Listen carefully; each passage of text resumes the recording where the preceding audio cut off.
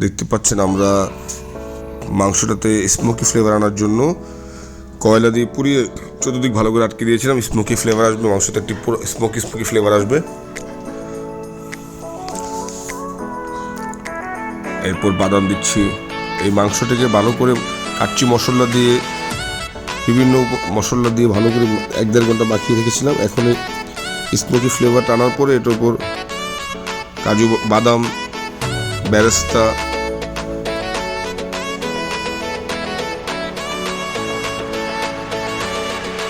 মাওয়া এসব দিয়ে দিচ্ছি, যাতে মাংসটার উপর সুন্দরভাবে দিচ্ছি মাখানো মাংসটার উপর।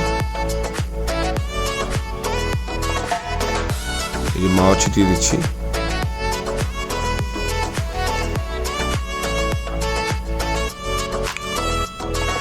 এরপর যে আলুটা ভেজেছিলাম সেই ভাজা আলুগুলো দিয়ে দিচ্ছি, মাংস উপর রেখে দিচ্ছি। এখন এই স্টিম করা বাসমতি চালটা মাংস এবং আলু লেয়ারের উপর ছিটিয়ে দিচ্ছি।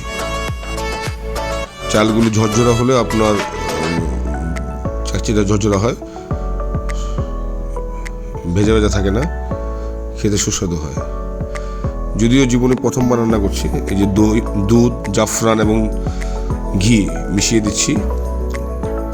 প্রথম লেয়ারে দিয়েছিলাম, এটা চালের উপর দ্বিতীয় লেয়ার, সেখানে আমরা মাওয়া দিয়ে দিচ্ছি, বেরেস্তা দেব, বাদাম দেব, সব কিছু দিয়ে দেব।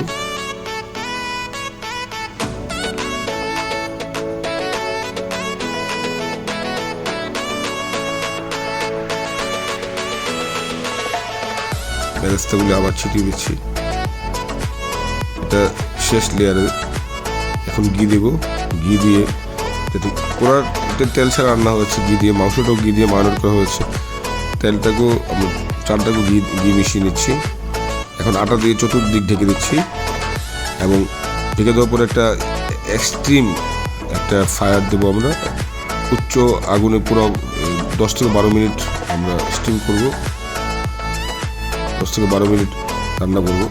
এরপরে নিচে একটি হালকা দিয়ে আমরা 2 ঘন্টা রান্না করব। 2 ঘন্টা রান্না শেষ। 2 ঘন্টা পর আমরা এখন এটা আটাগুলি আনবক্সিং করেছি। দেখুন আমরা মাংসগুলি বেড়ে আসছে, চমৎকার দেখা যাচ্ছে, চমৎকার একটা ফ্লেভার পাচ্ছি, যেহেতু আপনারা ভিডিওতে পাবেন না, কিন্তু আমি পাচ্ছি। এই যে আলুগুলো দেখুন, চমৎকার একটা ফ্লেভার এবং কালার এসেছে। মাংসটা নরম হয়েছে না দেখছি টিপ দিয়ে, ও মা, চমৎকার নরম হয়েছে, বেশ খেতে বেশ মজা হবে। ধন্যবাদ সবাইকে, দোয়া করবেন সবাই, ইনশাআল্লাহ।